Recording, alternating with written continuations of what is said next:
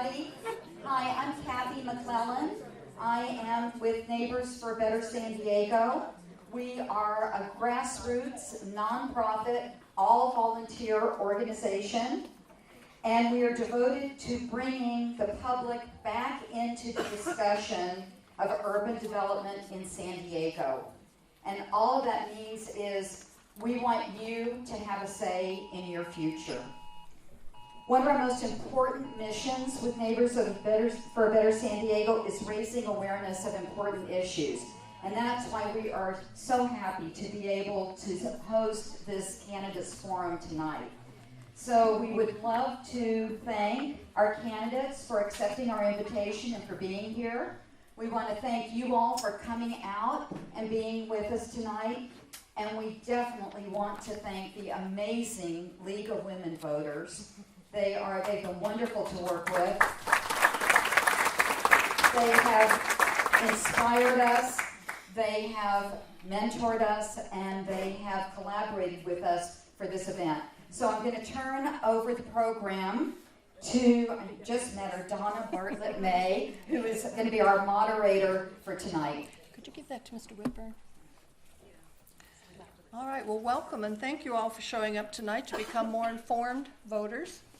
As she said, I'm Donna Bartlett-May. I'm with the League of Women Voters of San Diego, and I'm your moderator for tonight's candidate forum for San Diego City Council District 3. I want to thank Neighbors for a Better San Diego as well, and to the candidates for coming tonight. The League is proud to be nonpartisan, and we are a nonprofit neither supporting nor opposing candidates or political parties. I do not live in District 3, so I have no dog in this fight. We're using the League of Women Voters protocol this evening, which includes holding all applause until the end, if you can manage to do that. I know how hard it is. The forum is being recorded and will be on our website, so if you know someone who would like to have come this evening but couldn't, they can watch the video on lwvsandiego.org. Okay. We do have a timekeeper, Linda. She's going to hold up paddles so that our candidates know how much time they have, because they will have 2 minutes for an opening statement, 2 minutes for a closing statement, and 1 minute to answer each of the questions. We have Kathy Rich and Ann Newell as are passing out cards. They're the pages. If you need a card, just look for one of them. They're raising their hands. We have our question screeners, Kim Knox and Kathleen Grove from the League, and Jeff Huerta from Neighbors for Better of San Diego. They will be screening your questions, putting them in groups pertaining to the subject, weeding out anything that is not appropriate for this particular council race. Please remember to word your questions civilly and word them so that all 4 candidates can answer them, because if you send a question up for just one candidate, they have to be held till the end until we have a question for every candidate. There are no verbal questions from the audience. Everything has to be on a card. Lengthy commentary on your question will not be read. Just put the question as succinctly as you can. We do have a nonpartisan setting for undecided voters to hear all these candidates.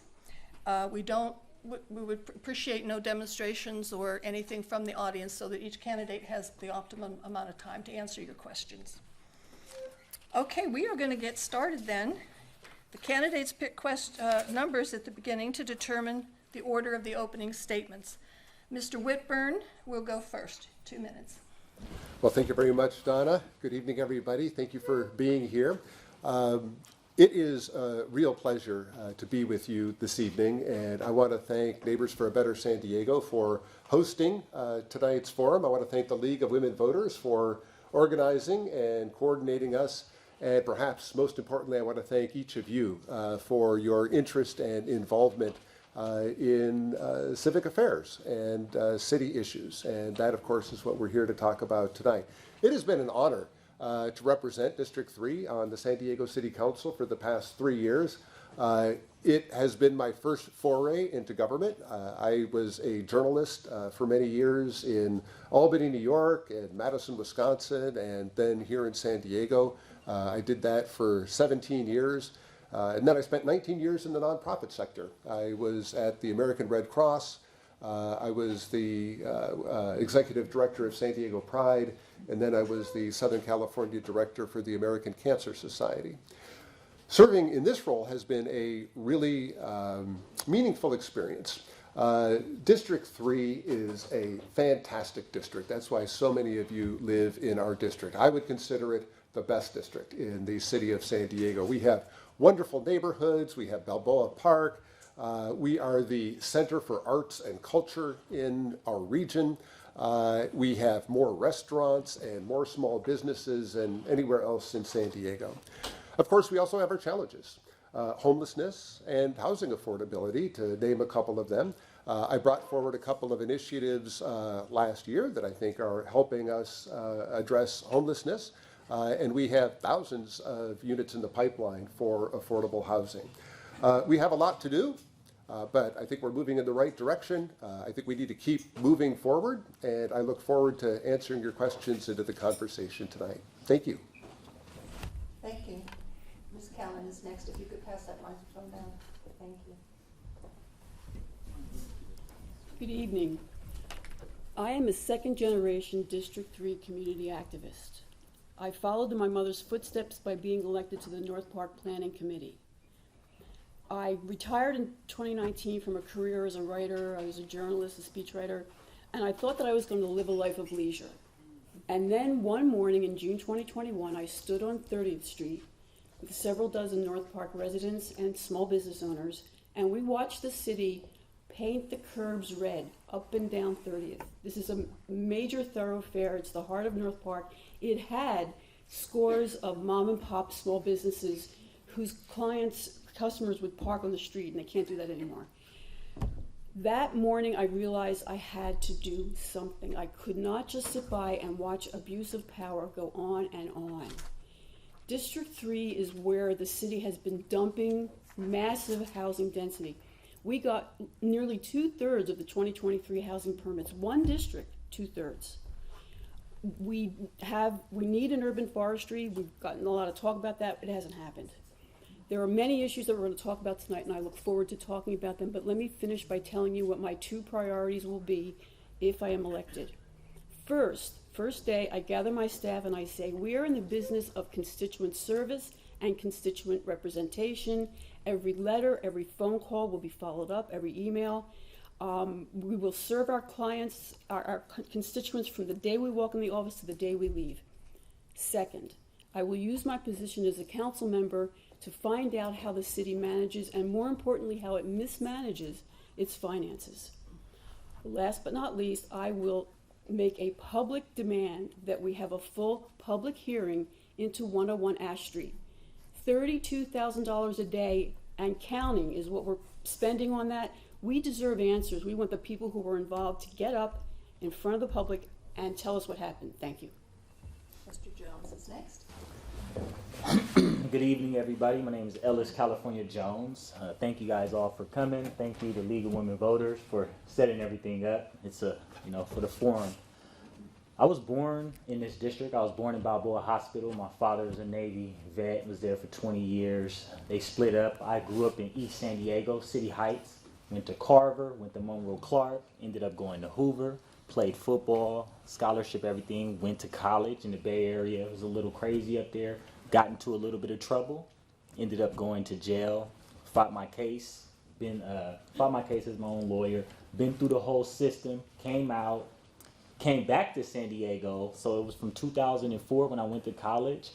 And then from 2018 when I came back to San Diego, started from the bottom. My dad drove me through downtown because it was where I was born, and just to see San Diego, and it was crazy. It was a lot of more people here. There was a lot of homeless people on the street, everything. Didn't really think about it too much. Ended up started a business, worked for Bird Scooters. A lot of people didn't like them, so I was on one of the teams who went and spoke to the community about them and tried to mend some of the bad things that went on with that. started a business downtown, and that's when I really started to get into some of the politics when the homeless people were stealing my scooters and taking it to Mexico. So I had to deal with that. I realized that the police weren't protecting us. I realized that nobody was really looking out for the homelessness, and then the homeless situation was getting out of control. That's where it started. What really got me into politics were they were doing construction outside of my house. I lived downtown San Diego, started calling the city and didn't like the response I got. So I went out and started to speak to other people, and everybody had issues and the communication was broke down. So one of the main things that I want to show people in this district is that I work. I have a boss. And I think that in politics, we've gotten away from that service type of thing. I go to work, I ask the people, what do you want? What do you need done? I see the existing system. If it can't be fixed, we bring in something else. And that's what I want to do. I want to go to work for you guys, and I think it's needed. Thank you. Ms. Cusack? I came to San Diego in 1989 to get away from the snow in Valley Forge and to go to law school, and I never left. I've been out here 34 years, 25 in the district in North Park. My son is 22 years old. He went to the public schools, McKinley, Roosevelt, San Diego High. And I am an attorney. I've been an attorney for 30 years. In the last 8 years of which I've been representing homeless people pro bono to defend them against silly things they get charged with, like covering their head with cardboard in the rain, disturbing the trash, or putting any object on the ground for however long. These are things that all of us do at some time or another, and we just don't get charged with them. They do, and they use these charges. They get sent to a court where they're entitled to an attorney, but not a public defender, so they're taking advantage of their poverty. I'm also an educator. I've taught everything from kindergarten through law school. I taught college for criminal justice classes for 19 years. I taught hundreds of police. I taught experiential law classes at California Western School of Law. I was director of the Bail Project, and I was director of the Traffic Court Clinic. I'm also a housing advocate, and I've been advocating for homeless people for some time now. In conjunction with that, I'm solution-oriented. I'm a doer. 4 years ago and again last week, I invited the United Nations Special Rapporteur on Adequate Housing to come to San Diego to inspect the conditions and to report and to speak to elected officials. And I did that so that we can move the city towards a rights-based approach. We don't have to have people living on the streets, but we don't have to treat them the way that we're treating them. We can do better, San Diego. Thank you. Thank you very much. Okay, we're going to start with question one, and I think we'll start with Mr. Jones. The question is, what is your thinking about SB 10 and the bonus ADU program, and do you support improving infrastructure before adding more density?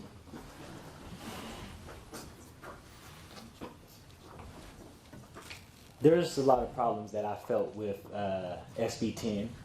Obviously, we want to create more housing for people, but one of the main things I did not like is that the city wasn't requiring more of the developers. That's why I was out protesting against it. And also, I didn't like how they were putting a different face to who would actually live in those places. They would put a brown face to it, a homeless face to it, but in reality, these aren't the people who are going to live into these developments. They're building these high sky rises. You look at the price, it seems like the square footage is going down, but the cost is going up. So that was one of the main reasons that I did not like, was that they were actually, I felt that we were being misled on who would actually benefit from the housing that they're creating.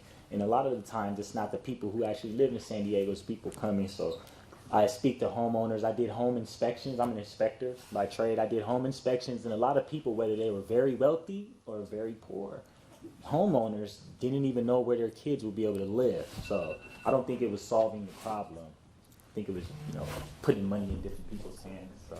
Thank you. Do you want to pass that on to Ms. Cusack? One question? Okay, so SB 10 is a hot button topic for sure. And it's no longer before the city. I support the general idea that we need to encourage more development and more houses because that will bring down the supply, but realistically, this supply isn't going to be housing homeless individuals. We have in our goals, our housing goals, we have we're about 81% of our above market production, but we're at about 10% for our low, very low, and moderate production, and that's what we need to encourage. I would support additional changes that get more houses on the market, but SB 10 was very divisive, and thank you. Thank you. Ms. Callan? I opposed SB 10. I was glad when the mayor pulled it back. It's not dead yet. It's not dead by a long shot. Complete Communities is a complete disaster. Complete Communities has sent a message to corporate builders far and wide. Come to San Diego. You can build whatever you want, wherever you want. You can treat us like a real estate ATM. And don't worry about the surrounding community because we don't listen to them. ADUs are not affordable. I want to thank Neighbors for a Better San Diego for the exhaustive research they've done on this. Very few, if any, ADUs are affordable. We heard granny flats when the idea first came along. Now we have granny towers. And District 3 is suffering from a saturation of density, and we don't have the infrastructure to support it. Our streets are clogged, our air is dirty, it's a mess. That's why I'm running. Thank you. Mr. Whitburn? Thank you for the question. Just about everybody that I talk to says that their number one priority to solve in our city is homelessness. And a close second, very frequently, is the housing affordability crisis. It is so expensive for people to live here. Both of those require solutions that involve housing. So I have been a strong proponent of every housing measure that has come before the City Council. SB 10 is up to the cities to implement, and there are different ways that cities can implement it. If it does come back before the City Council, I will want to see what is contained in it and how the city is exploring implementing it. As to infrastructure, yes, I think that we should have the infrastructure in place before we add density. But I also think we need to keep adding housing and not expect to wait until we have perfect infrastructure because we're years away from getting there. Thank you. Okay, let's start the next question with Ms. Cusack. The question is, what do you know about Plan Hillcrest and its high-rise buildings, and what do you think of it as proposed? Well, I know it was community-driven and that it focuses on a core within the community that would be built up. It has sought community input. And when I think about it, I am pleased with the community input. I am a little trepidatious about who will be living in these high rises, whether or not it's going to meet the needs of our workers, of our middle income families, and of the homeless. So we have a lot of bait and switch development where we're promised affordable housing and we get a lot of above market without affordable housing and a lot of in lieu fees. So I'd like to switch that around and make sure that we have SROs to replace the ones that were taken off the rolls years ago. Thank you. Thank you, Ms. Callan. Colleen and I are friends. I have enormous respect for her. She's taught me a lot about homelessness, and we agree on a lot of things. We don't agree on this. I did not know that Plan Hillcrest was driven by the community. I wasn't aware of that, but I need to look into it more, perhaps. Hillcrest is already jammed. It's already crowded. There are traffic jams on Robinson going in both directions, 30, 40 cars. The air, it's dirty. Plan Hillcrest to me is a huge mistake, and let's face it, this is going to be expensive housing. If we got some affordable housing in these big plans, I'd feel better about them, but I'm not seeing the affordable housing in there. It's all expensive. And a lot of it is being bought by people from out of town for their second and third homes. So I don't think District 3 can take much more density, expensive housing, and I think Hillcrest would suffer greatly if Plan Hillcrest came about. It's a bad idea, and I hope it doesn't happen. Thank you. Mr. Jones? How's it going? Anybody here has gotten a parking ticket? Street sweeping? All right. So that's one of the big things, the big problems I have with any type of development is, are we trying to get the money, or are we trying to look out for the residents, or are we trying to do a little bit of both? And I think sometimes the city has been leaning towards just, let's get the money and let's build, and we don't really reach out to the community. I think, I want to say a lot, but I think some of these programs or some of these developments, when they have too much a problem, if the city actually made an earnest effort to communicate with the people in the community, and not just what we're going to build, not a few days before, or not sending somebody over there, even though they're going to vote. Like the housing action package, I felt like once they heard us all go down there and speak, they already had a written out statement of what they were going, like, yes, it was like an acceptance speech. They already wrote the speech out that they were going to vote for. So did you write that all up while we were talking? You weren't listening. So I just felt that there was no communication with the community, and that's what needs to be done first, is the communication. It'll solve a lot of problems. Thank you. Mr. Whitburn? Thank you. One of the biggest sectors of people falling into homelessness are older folks. Folks who retired, expected to be able to live on their retirement. Rents keep going up to get priced out of their homes, and they fall into homelessness. It is a tragedy. We need more affordable housing if we're going to be able to accommodate them. If we're going to get the unsheltered population into homes, we need more housing. And I'm sure that many people in this room have kids who have been priced out of the housing market here. So I think we do need more housing. I generally am in support of the concept of that proposal. I have been a strong proponent of making sure that there is public input. The first draft is out. It's now out for public input. There will be a second draft. After that second draft comes out, it'll go back for more public input. I will say that there is absolutely an affordable housing component to it, and there is also a traffic component to it, understanding that the density will require traffic mitigation. Thank you. Mr. Jones, we'll start this question with you. The current plan for temporarily locating homeless residents in tents in parking lots seems problematic. How do you propose solving this problem immediately? Well, I was just at Safe Sleeping Camps today at 3. I did a tour with Kelly Spoon, like Dreams for Change. We were out there. It's mixed feelings about what's going on there, because I don't like the fact that we have people that are sleeping in tents on the parking lot. It's not, it's not permanent, obviously. But one thing that we have to understand is that it's not the city's job to solve the root cause of homelessness, and I think we're getting kind of like geared towards that. But I don't think that it's not that we shouldn't focus on it, but I think that we also have to have some type of programs or something to get them out of these spots. If not, it's like shadow slavery. We just have people that were making money off the bodies, so you just get more bodies. So if there's more homelessness, there's more money. So I just think that we have to have programs that was going to get them off the street, and we also need a citywide ban so that they're not just camping. We have to take away the option of people sleeping on the streets, move them into the tents, and then move them out of the tents. Thank you. Ms. Cusack? I have a lot to say.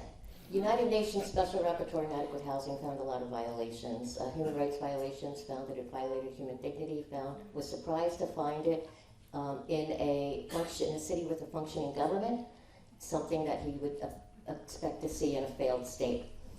The city gave them ice fishing tents. So there's no bottom in the tent. There's a hole in the top of the tent for the fishing rod to go through so water comes through. They're not insulated. and they wouldn't allow them to get their own tents, only the ones that the city gave them, so they'd look all nice and pretty in uniform.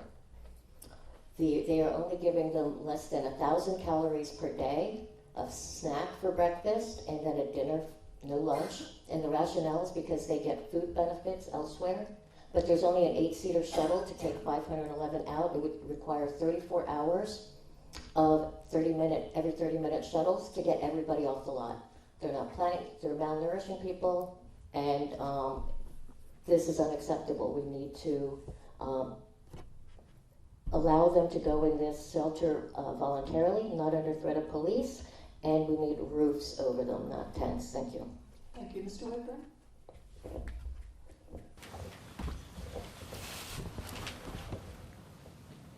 I've seen far too many body bags of people who had been experiencing homelessness, who overdosed on fentanyl and other drugs because they were preyed upon by drug dealers. Hundreds of people a year have been dying on the streets of San Diego.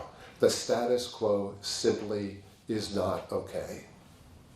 We need to get people into a safer and healthier place. And that's why I proposed and saw that these safe sleeping sites were implemented, where people have security, restrooms, they have showers, they have laundry, they have meals, they have connections to housing.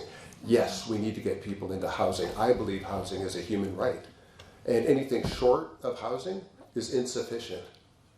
But living in a place with those amenities is far better than dying on the streets. And so I am a strong supporter of the safe sleeping sites as a temporary measure until we get people into the housing they deserve. Thank you, Ms. Callan.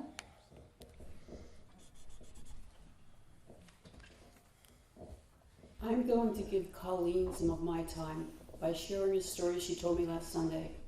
Remember the intestinal disease outbreak? That was caused by people drinking apple juice that was past its expiration date. We are feeding the homeless drinks and food that make them sick. This is so wrong. I would urge everybody to go to the San Diego Taxpayers Association website and look at their statement about why the San Diego Homeless Real Estate Task Force is not opening up its books and letting us know where the federal and state money is going. As with so many of the other things in the city, we need to know, where does the money go, who gets it, what do they spend it on, and what is the return on the investment? Follow the money. And in homeless services, if we follow the money, I think we're going to be very surprised. Ms. Callan, I'm going to start this question with you. Do you support San Diego's current practice of using development impact fees as a way to encourage new development? Why or why not? Development impact fees are supposed to pay for the impact of development on the surrounding community. It should be used for nothing else. It's a shell game. Here in District 3, we are suffering an enormous impact from expensive housing development. We're not getting any kind of mitigation, nothing. Where's the green space? Where are the trees? The streets were built for much less housing, and they're crowded. I'll give you one example. North Park has a parklet. It's 29th and North Parkway. It has no trees. It has no grass. It's all cement. Development impact fees are one of the worst ways that the city has really shortchanged neighborhoods and let developers get away with a lot. And I want to see that reformed in a big way. Thank you. Mr. Whitburn?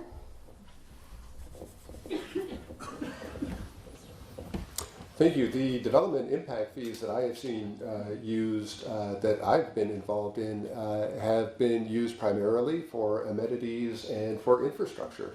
Downtown at East Village, we've been having a lot more housing construction, particularly income restricted, affordable housing in East Village, and we use development impact fees to fund East Village Green. It is a large park that is currently under construction. It is going to have lots of grassy areas. It's going to be have dog parks. It's going to have a community center. It's really going to be a nice amenity. that the people in East Village deserve and should have. Those are the sorts of things that I think that development impact fees ought to be used for, along with the infrastructure that is also important to support the increased number of housing units that we're creating. Thank you. Mr. Jones? I guess as a constituent, I would ask, can you guys add parking to those amenities that you guys are going to develop? But enough, a lot of these, like I said before, a lot of the development that's going on has to come from the community, because this is our money that we're spending. And so I think sometimes these fees act as a way for the city to get more money so that they can do what they want with it. And there's some problems with what money is being spent for which projects. But the main thing that I have a problem with the city is that, like he said, housing is a human right. I might have to disagree with that. After this, I'm driving 3 hours to Yuma to go to work. You know, I have to work. I rent downtown on 4th and Broadway. I have to rent 2,300 small square footage. I'm working in order to buy a house. So you have some people who don't work, so would I just go sit in a tent for a few months and I'm gonna get my house? So I just think that, I don't think housing is a human right. There was humans before there was housing, I believe. So I don't agree with that aspect, and that's the approach that's getting us into trouble. Thank you. Ms. Cusack? The city is a horrible negotiator on these deals. And we're a great market. Is it better than San Diego to develop? We need to be using that and getting more in our deals.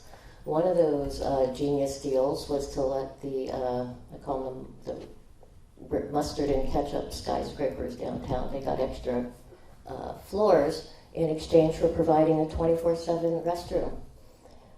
That's never accessible to us, certainly not to my clients. And the developers said they were surprised that the bathrooms would require almost daily cleaning.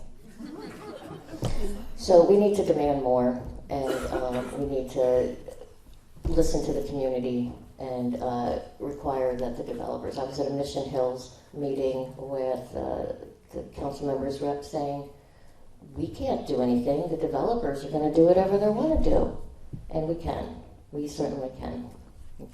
Thank you. Hang on to that microphone, Ms. Cusack. The next question is, what is your thinking about the appropriate distance from transit stops for sustainable development areas and transit priority areas where density is allowed with fewer restrictions? Are 1 mile distance or 1/2 mile as the crow flies appropriate? Well, certainly as the crow flies, unless you're a crow, it's not going to work. We need to be practical about this, and we need to understand that we are not built up in our transit yet, and we need to get there. I know in my town of North Park, there are people that drive just to go to the bus stop, and there's no parking at the bus stop. So we do need to be more proactive in placing in drawing out more lines. I certainly think North Park, Hillcrest, University Heights, all should be connected by trolley the same way, or at least by an express bus lane, the way that we were years ago with the streetcars. And that would go a long way. Ms. Callan? As the crow flies, Miles, it's kind of an insult. We know that people are not going to walk up and down canyon neighborhoods to get. By the time you get to the bus stop, you're sweating and you have to go to work. I would like to say this about the cities pushing transit and saying that transit is the big answer to everything. How many council members take transit to work? How many council members' staffs take transit? How many people who live? The mayor, does the mayor take transit? Do any of his staff members take transit? If I am elected as the city council member for District 3, I will be the only council member who takes the bus to work. The number 2 bus from North Park to downtown. And let me tell you, it is not a ride for the faint of heart. The people on that bus, I used to take the bus to work before I retired. It can be scary, especially if you're dressed like this. So we have to think about that. Thank you, Mr. Jones. Yeah. I come from a rough neighborhood. I'm not taking the bus to work if I don't have to. I work to not get on the bus. You know, the bus is when I was in college, I took the bus and I hated it. You know, I would like to see the buses clean so that people can ride it. I don't want to see my grandmother on the bus. You know, when you eliminate parking for the disabled.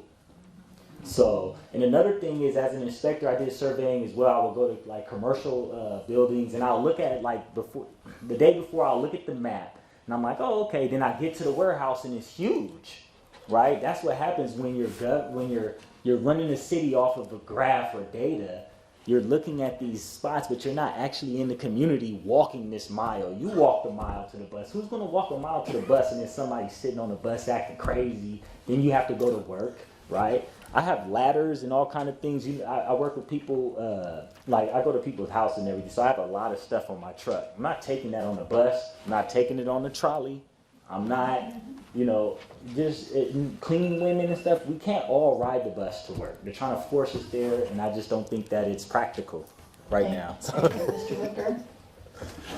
Well, this question wasn't really about transit, but as the chairman of MTS, I'm going to defend transit and say that it has a vital role in our community, and we need to improve it.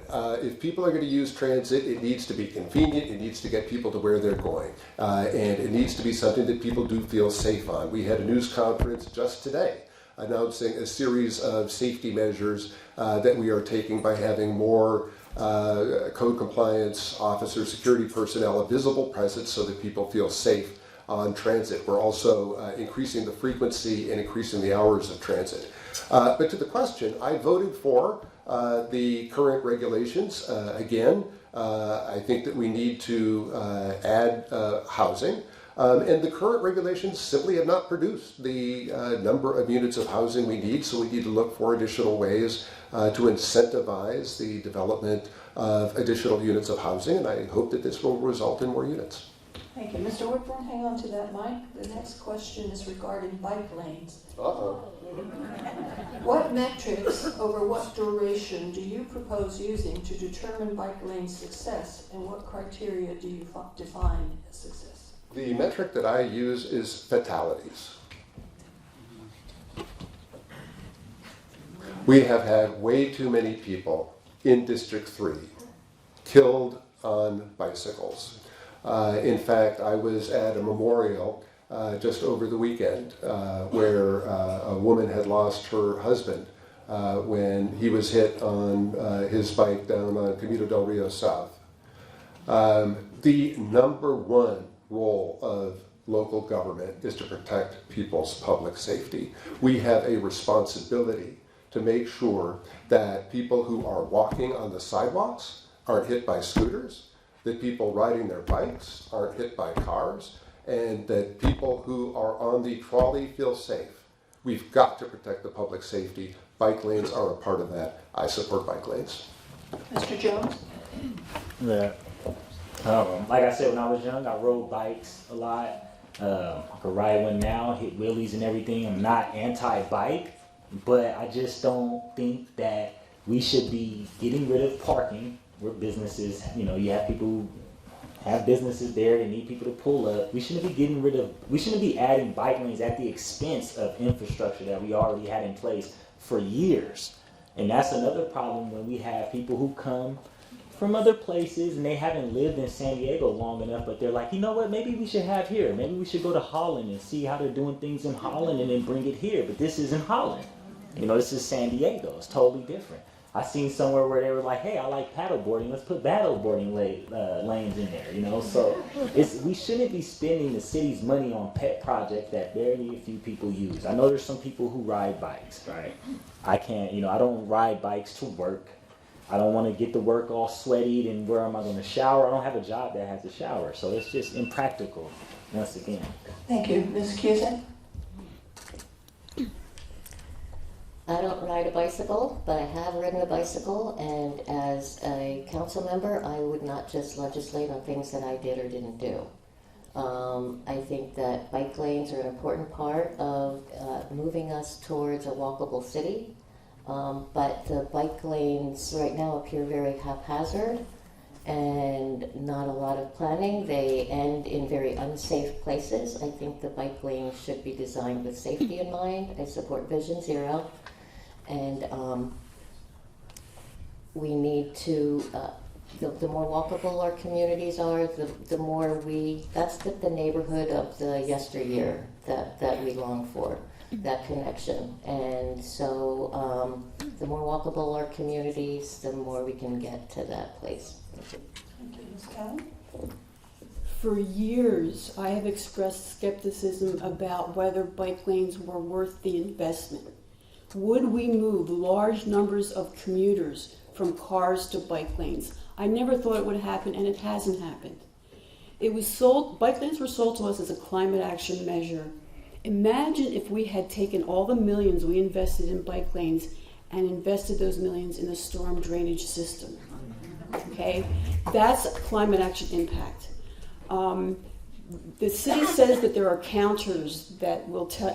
I'd like to have Pat Sexton answer this question, actually. The city says that it has counters, like on 30th Street bike lanes. We have taken videotape of those counters counting cars, taxis, whatever. The counters are not reliable. The only reliable thing you can do to measure the utilization is time, date, stamped video. And the utilization, it's like the Richard Pryor joke, who are you going to believe, me or your lying eyes? We're not seeing utilization of the bike lanes. They haven't paid off. Thank you. Okay, the next question, we'll start with Mr. Jones. This is a question about community safety. What measures will you engage in to educate the community about the GRVOs and safe storage of firearms to reduce gun death?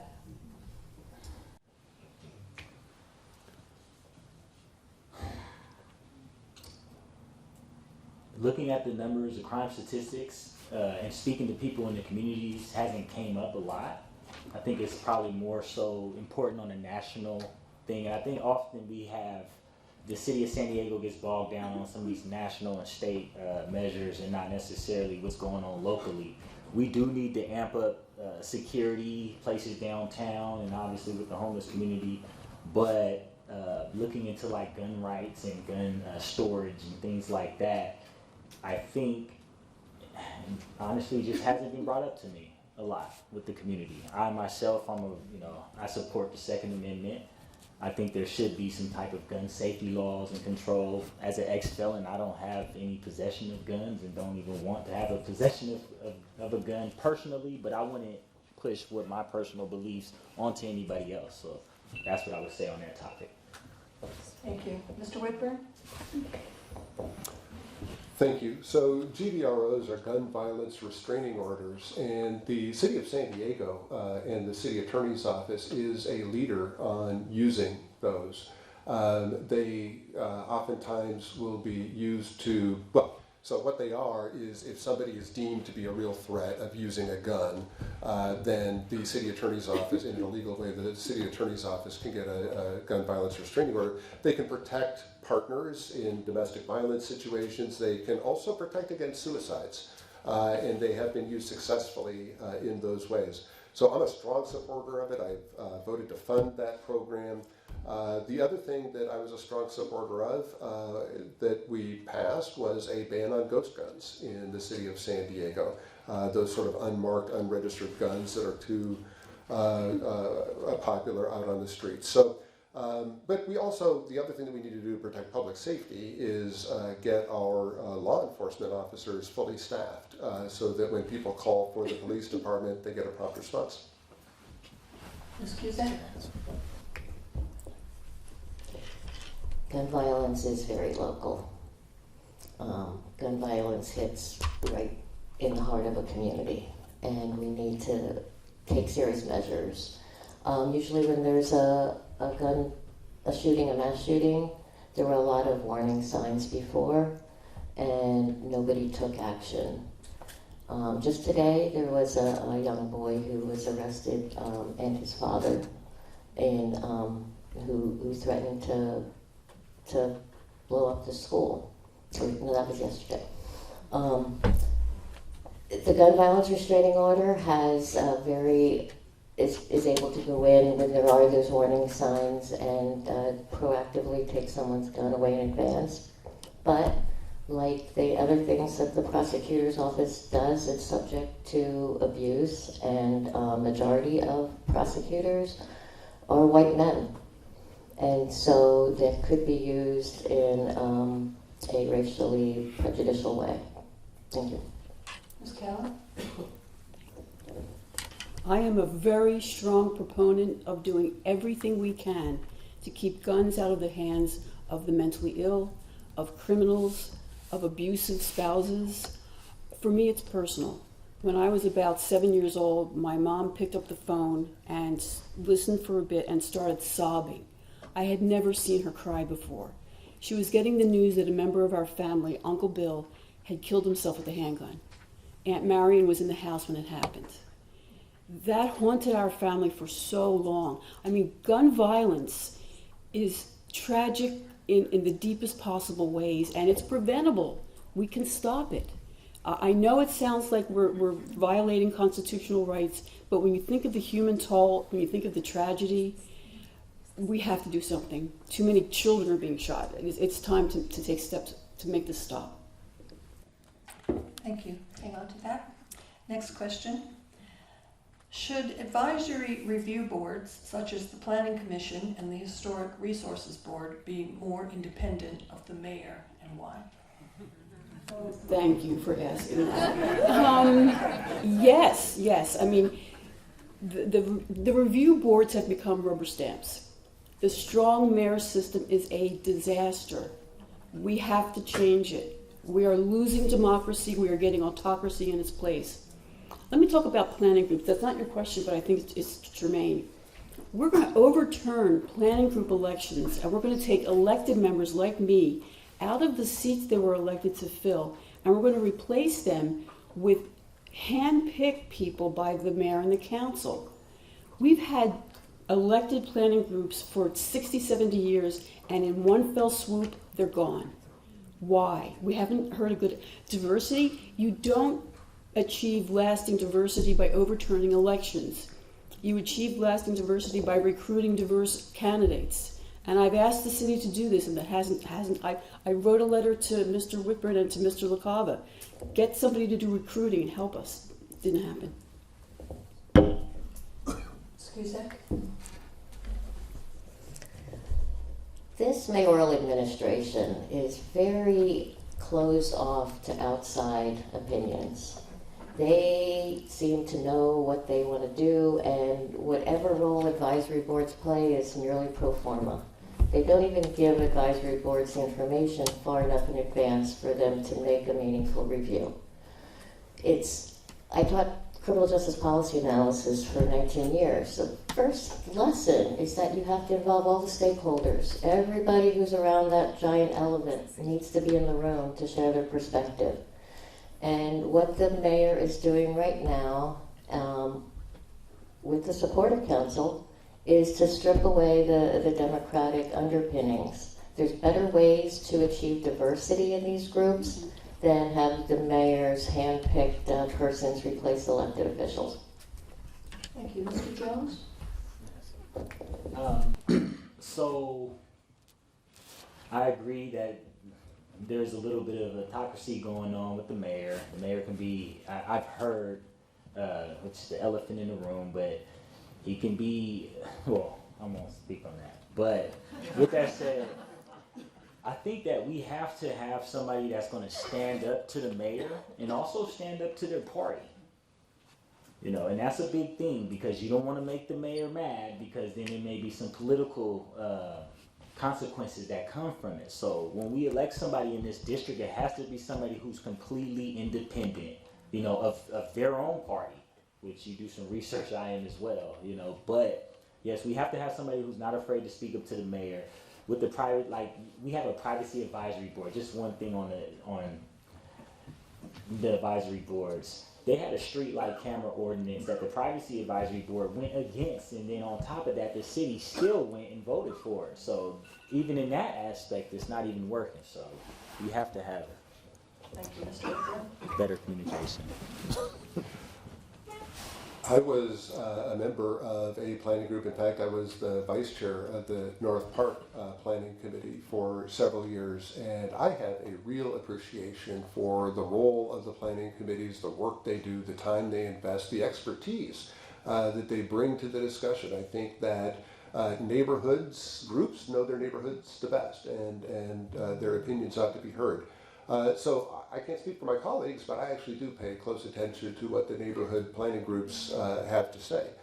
The Councilmember Joe LaCava brought forward a series of planning group reforms that, through a series of compromises, ultimately passed the council. And the North Park Planning Group is not going to be changed. Uptown Planners in La Jolla, the city staff is looking at their applications now. Historical Resources Board, that's just a form of government we have. It's a mayoral appointment, council approval, similar to what you'd see in the federal government. Thank you. We'll start with Mr. Jones. Do you support a vote on a bond measure to fund stormwater infrastructure repairs? Like a tax increase? That's a bond is a tax increase. No, I don't. I think we're wasting enough money as it is. Just asking for more money is just going to increase the problem. I've seen a few of the bond measures, and to be honest, every time I've seen, like when I'm walking out Walmart, even in my voter information, I'm just going to be honest, I just say no. Because we're already wasting a lot of money, and I think we need to start from we have to start saving money, even at a campaign level. We elect people who, they go out and they fundraise thousands of dollars. Where's the money going? Then they get in the city council, and then you wonder, where's the money going? So it's the same thing. It's a pattern that starts at the campaign level, and it goes, we've been doing a lot with a little. When I get into the city, we're going to try to look at some of the existing, like I said, as an inspector, we look at the existing system and see what we can fix or save. I come from a poor family. We do a lot with a little. We have to be resourceful. I think the city needs to do the same thing when you're spending other people's money. Thank you. Mr. Whitburn? Sorry. So one of the reasons that we had so much flooding, particularly in the South Crest and surrounding area as a result of last Monday's flooding, was the huge backlog that we have in our city in replacing and repairing and cleaning our storm drains. We have over $1 billion of work that has to be done to get our storm drains where they need to be. We don't have the resources in the current budget with our current revenues. So if we are going to catch up on our infrastructure, like our storm drains, we need to find additional revenue sources to accomplish that. A bond measure could be part of that. There's some discussion about a sales tax measure that also could be a part of that.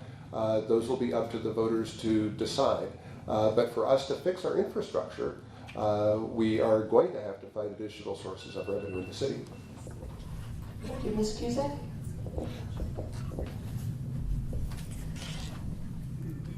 We have a problem in District 3 where a lot of the elected officials only stick around for about 4 or 8 years before they move out, up and out. And so they only have to kick the can down the road for a few years and then they're done. And this can has been kicked down the road for years now and hasn't been addressed. So we are going to have to wrestle with some hard questions in terms of where you come up with $1.6 billion.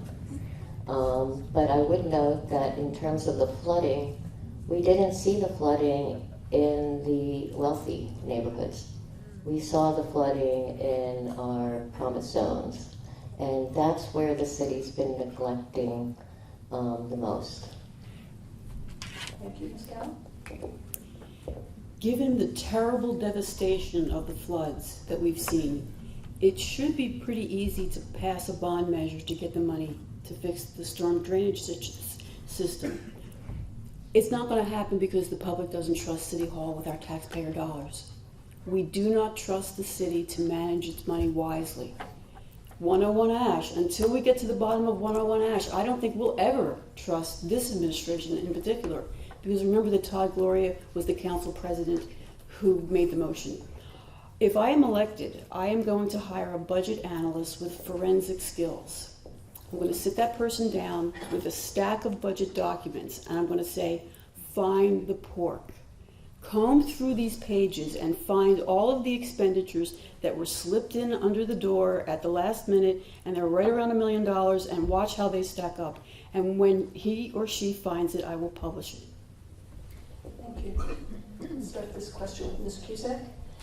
How do you assess the city's progress toward its climate action goals, and what more should the city be doing?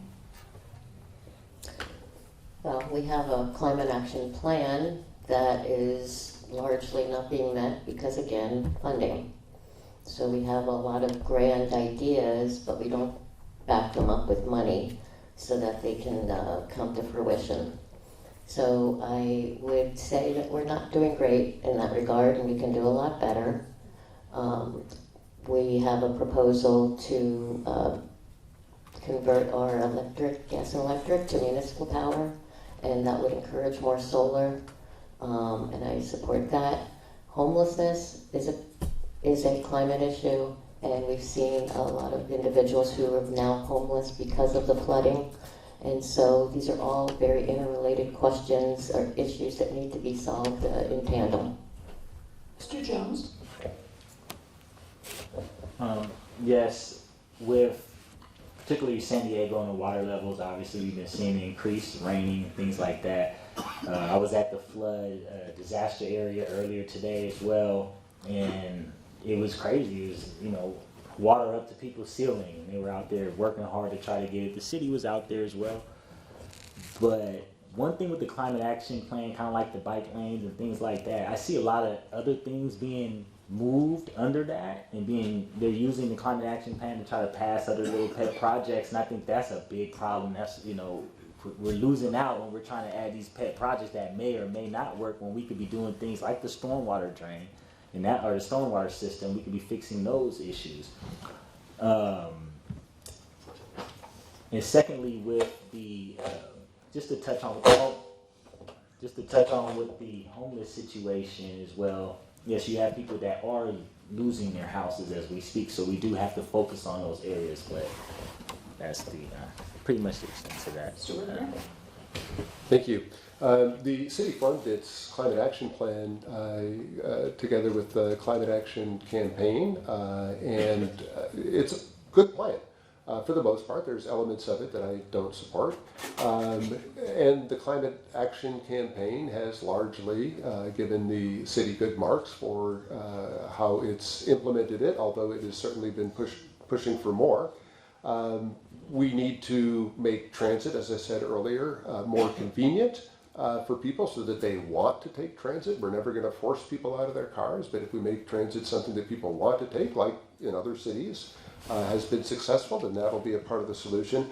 I also think much more of our development ought to be centered downtown. We have empty parking lots downtown. We can build the 40 stories downtown. People expect development downtown. That is where we can make a big dent in our housing density needs, is downtown. So I've been a strong proponent of that. Where I disagree with the plan is I don't want scooters on the sidewalks. Thank you. Ms. Cowan?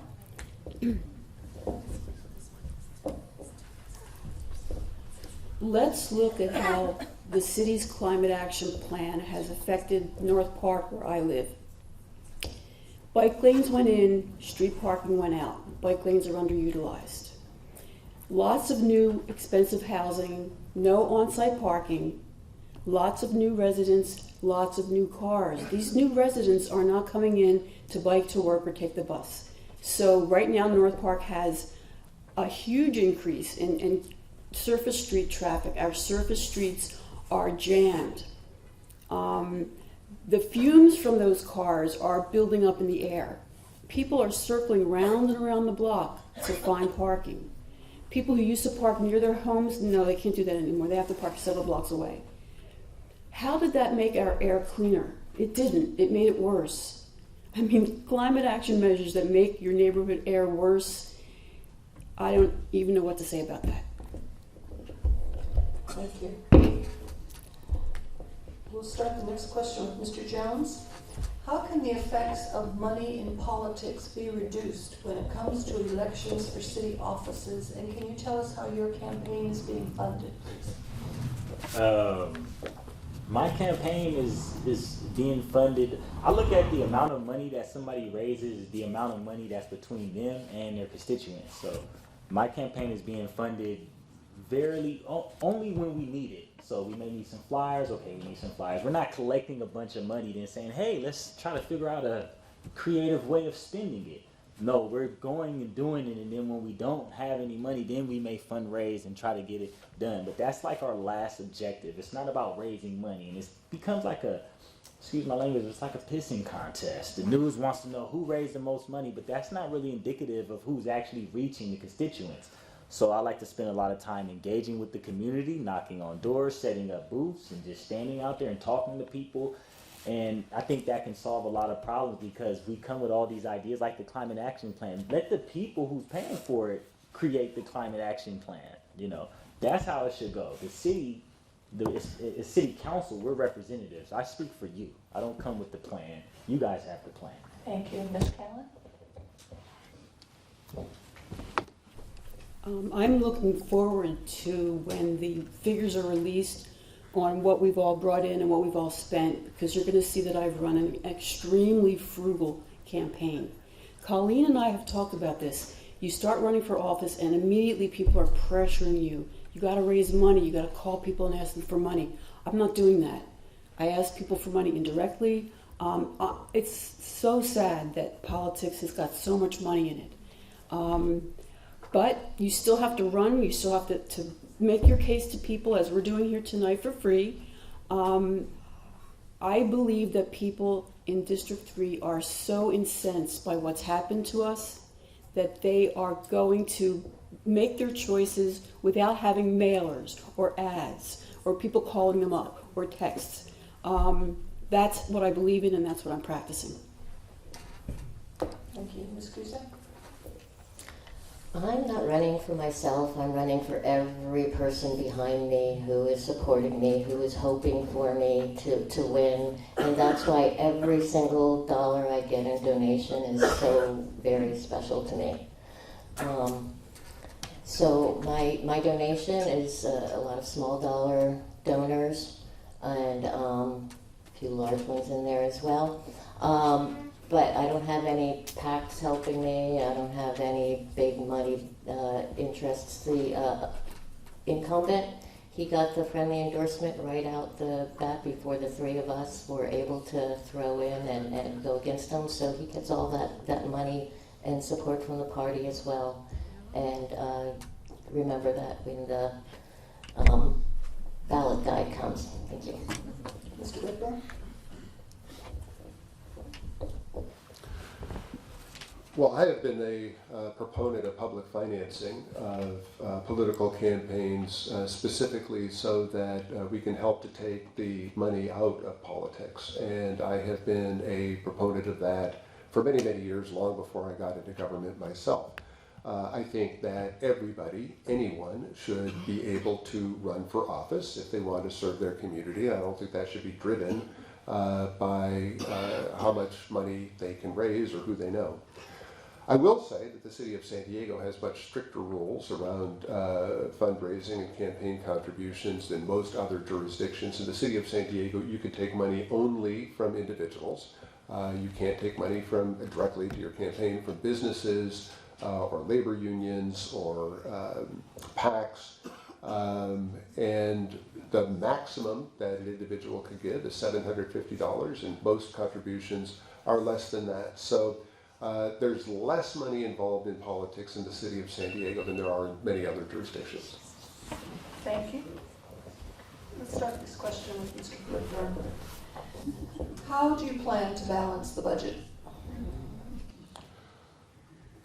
We are legally required to balance the budget every year, and we do. It is a requirement in our city charter. So come June, the city council will pass a balanced budget. It can be very difficult to do because we have a structural budget deficit where the revenue that the city is bringing in is having a hard time keeping up with the expenditures that the city has to make. Now, we have been able to use some of the federal relief funds to fill that gap in recent years. That'll keep us going for a little bit from the pandemic. SD SERS, the pension board, just enabled the city to stretch out the payments there. That will help in the coming years. So we're going to be fine for the next few years. We'll balance the budget. We won't make any serious cuts, but we've got to be very prudent in the coming years. Mr. Jones? I would advocate for making some serious cuts. I think there's some wasteful spending, there's some duplication of services that's going on, meaning you have the same program doing the same thing for the same people. You have some programs that are, you know, need to be audited, in my opinion. One of the main things I would do is I would take a hard look at the budget and I'd be very vocal about what we're spending on. One of the problems with having special interest and getting to know people, you start to like them. And you may know this person who's the CEO of this program and you've worked and they donated to your campaign and things, and they develop these political relationships, and it makes it hard to cut some of the spending. I don't have any of those relationships. I don't plan on being in here for a long time. 4 years, that's pretty much it. So we're going to try to get a lot done. And one of the main things we're going to do is what I would like to do is some of the things that some people may be too nice to do, and that's cut some budgets. And I'll go down there and I speak to people advocating with the homeless, and I know they have nice jobs and everything, but like, I'm a contractor, we work to finish the job. And so we're going to be putting pressure on some of these programs to put up, or you're going to get cut. Kelly? I want to go back to the budget analyst with forensic skills. I think that there's a lot of fat in the budget. There's a lot of special expenditures for special projects, for special people. I'll give you one example. On my website there, I have an op-ed posted about stealth government in San Diego. A couple of years ago, Todd Gloria slipped in a budget item. It was the May revise, $800,000 to create 12 new full-time jobs for bike lane monitors. Check my website, you'll see it. Now, just a few weeks ago, someone told me a story that they were at a party and they heard a guy saying, "You wouldn't believe the job I have. I'm a bike lane monitor. I just go around the city and I look at the bike lanes. It's really cool." $800,000, you know, $1 million here, $1 million there, it adds up. So yeah, let's go through the budget, fine-tooth comb, and get rid of the stuff that shouldn't have been in there. Thank you. Let's start this one with Ms. Cusack. How can we get more people representative of... I didn't get a chance to answer John. Oh, I'm sorry. Please, go ahead. Now I lost my train of thought. Can you repeat the question? Yeah, so how does she plan to balance the budget? So we already know about some wasteful spending. I don't need a public hearing on Ash Street. We've had lots of hearings on that. We're spending $288 million over 20 years on Ash Street, and that's for an asbestos-filled building we can't occupy. That's without the cost of demolition. That's without the cost of refurbishing. We'd have a lot more nicer things in San Diego if it wasn't for all the corruption. And as a pro bono attorney, a lot of people on the administration don't understand how I could work for free. I'm very motivated by the principle of it. We are collecting $24 million from HUD in formula grants for homelessness, and we are spending out $28 million for 73 police officers to chase those homeless people around. That's not getting them any closer to housing. In fact, it's getting them farther from housing. It's we've doubled the chronic homelessness in San Diego since in this mayoral term. So we have some pork we can cut. Thank you. Ms. Cusack, we'll start this one with you. How should the city balance the priorities of renters and homeowners? So in my district, we have 75% of District 3, our district, are renters. And I think renters get short-sighted a lot of times for not having the same interest in a community as owners, and I think that's misplaced, especially in this kind and place where it's so difficult to become homeowners. And a lot of people are working 2, 3, 4 jobs just to pay for their rent. And so they can't get as involved in the community. So I think we need to have different hours for our community functions to allow for different people to get involved. And I think everybody around the elephant, everybody's perspective is valid. Renters, homeowners. Thank you. Mr. Whitburn?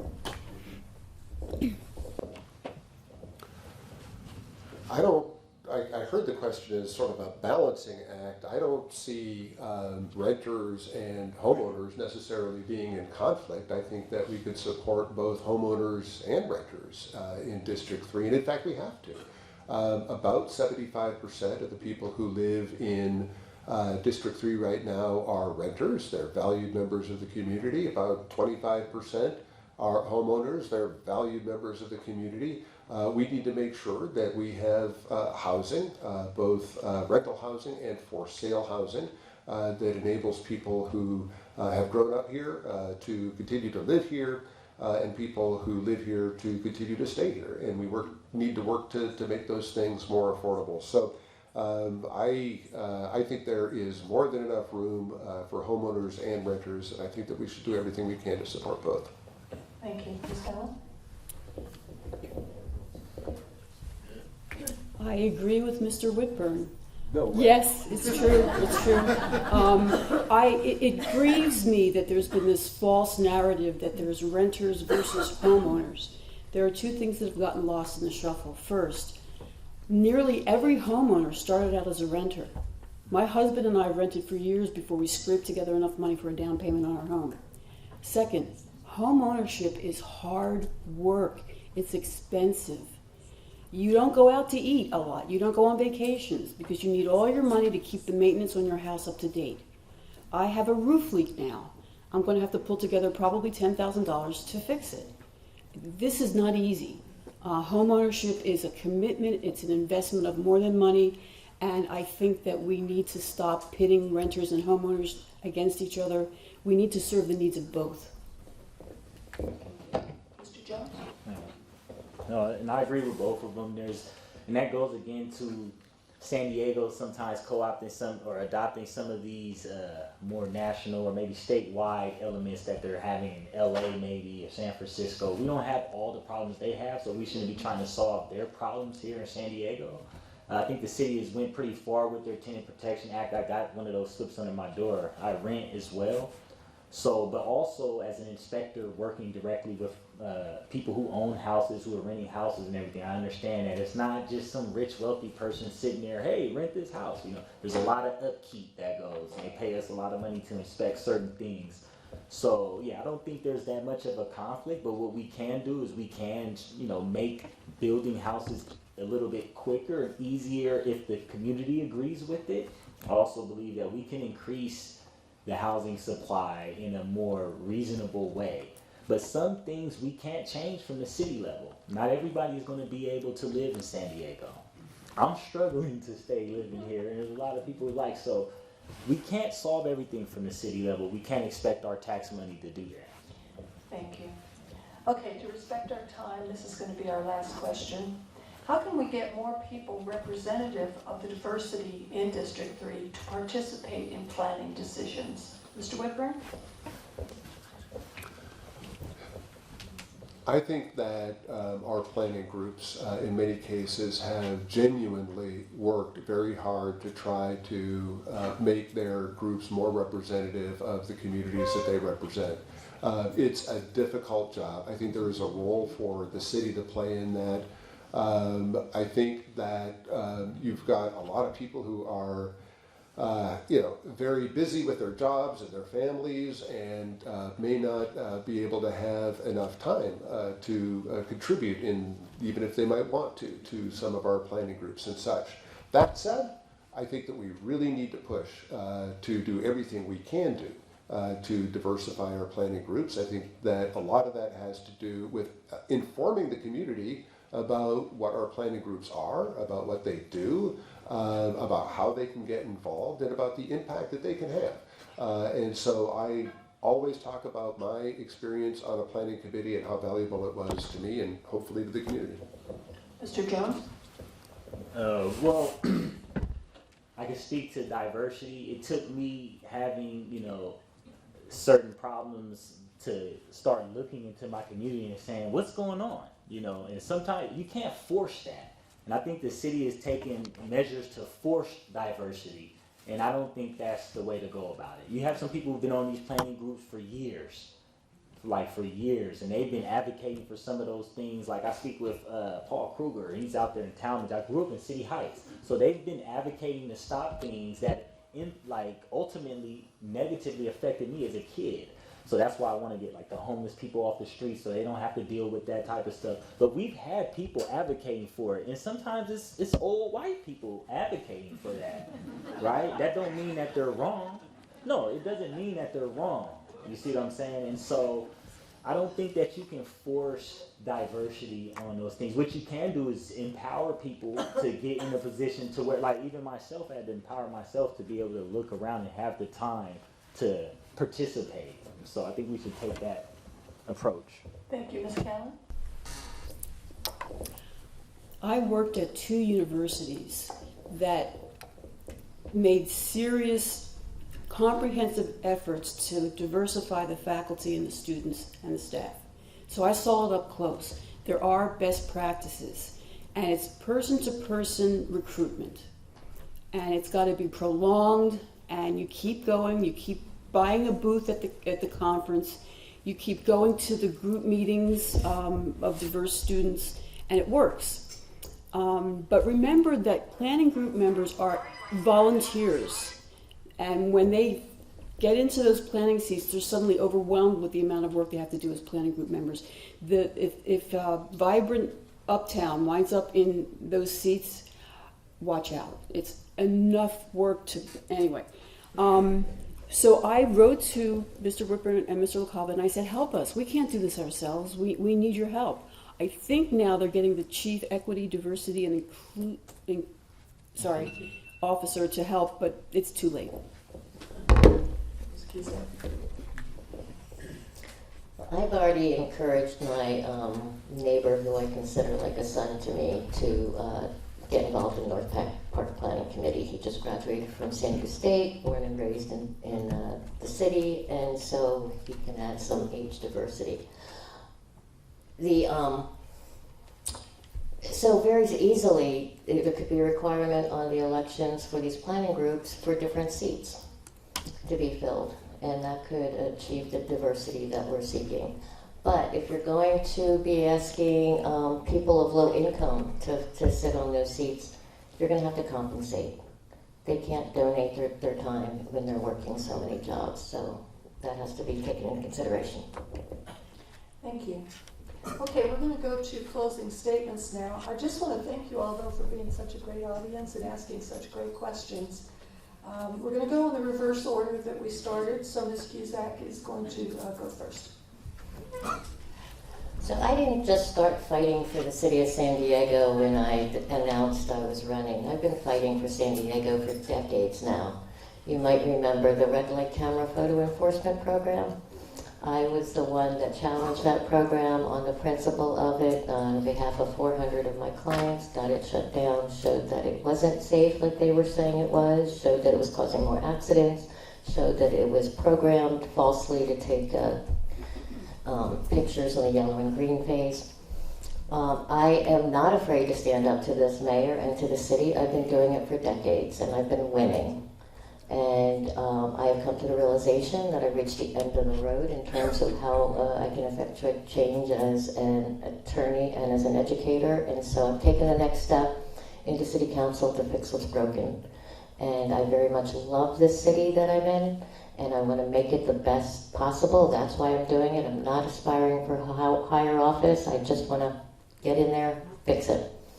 I believe that if everyone knew what I knew, that you would be as outraged as I am about the homeless situation. Homelessness is the number one, and has been the number one concern in this community for years now, 80%. And I am the most knowledgeable person at this table on the issue of homelessness. For For years I was on the street. I know homeless people by their first names. I know them by their street names. I've got to know the people. That's how I will lead as a council member, very people-centric. I protect, house, and educate. If we are safe, if we are housed, if we know the things that we need to know, we can make decisions that are best for ourselves and for our city. Thank you. Thank you, Mr. Jones. Again, before I even ran, I went and spoke to like my friend who I felt he was like the perfect person. He had his degrees and everything, and he was like, I don't want to do it. I don't like the scrutiny, you know. And a couple other guys, and they just didn't really want to do it. So the reason I stepped up is because I felt like a lot of people were just afraid of some of the consequences that may come from running for public office, the scrutiny, or even just having to deal with it and everything. It's a very high energetic position. You have to be able to get out. I come from a field management background. When I came back, I worked in the field, was working, had my own team throughout San Diego. So I'm used to going and actually knocking on doors, talking to businesses, and getting a consensus. It's not what I want. Everybody acts like, well, what's your plan? What's your plan? My plan is what your plan is. Then we get everybody together and we come to a consensus. That's the tough part of running this office. And so I think that we need to get back to that, to the community actually advocating, especially in a strong mayor system. There's some things that we can do at city council, but the main thing is the voice and your vote. And you have to have somebody who's willing to go out there and speak to people. And I'm online all the time. People even I disagree with. When we come in to inspect somebody's house or their building or whatever, they don't ask you what party are you from or what do you do. They just want you to do the job, you know, and that's what I would be able to do. Advocate for you guys to the city. That's what I want to do. And so whatever the plans or the ideas that you guys may have, we'll bring it to everybody, and we have to do it in a way that it works and that everybody feels heard and be able to show up. Put my number out there. I should be knocking on your door or my staff. You shouldn't have to see a staffer for a whole year before you see me. You see me every month. Probably more if you have issues like that. So that's what I want to bring it back to, the community actually leading, and I'll just be your voice. Thank you, Ms. Callan.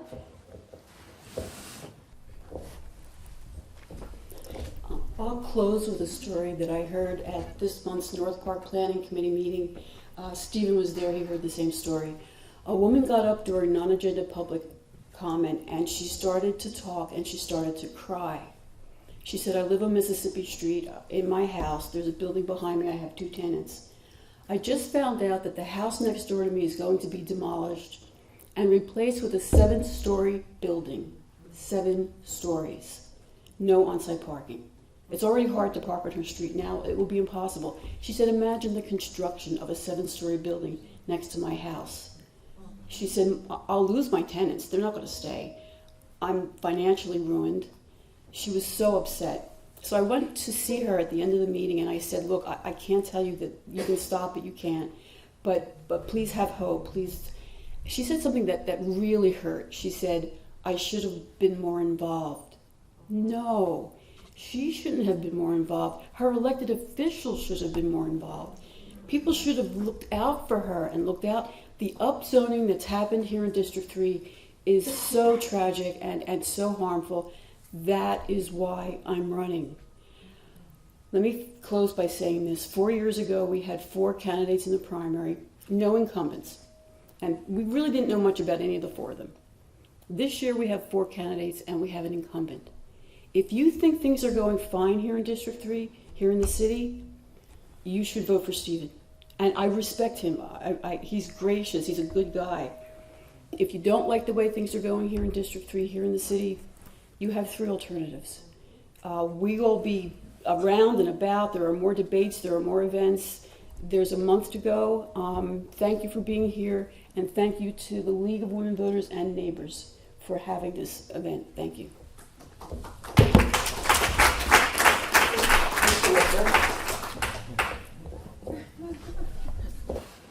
Well, thank you for asking about darn near every controversial question that has come before the city in the last 3 years. Lots of good questions. I'll stick around for a little bit after in case anybody wants to follow up.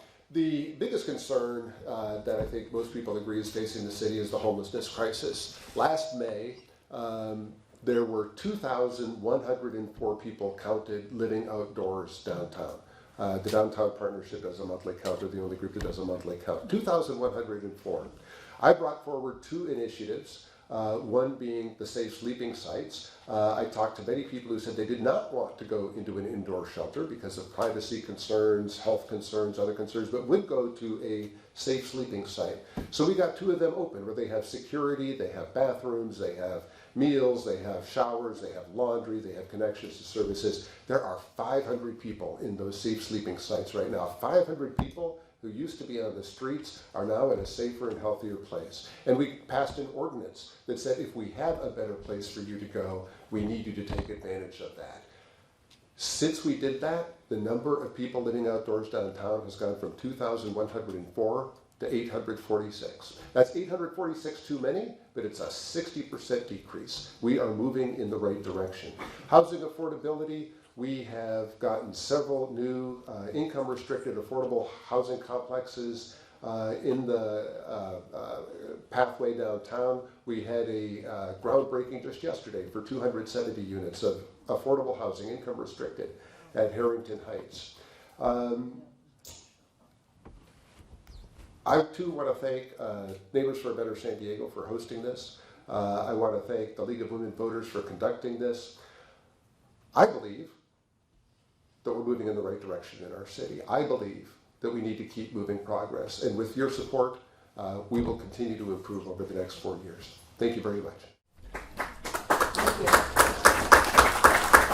On behalf of the Neighbors for Better San Diego and the League of Women Voters, I would like to thank all of you and the candidates for running for office for coming tonight. Let's give them a hand.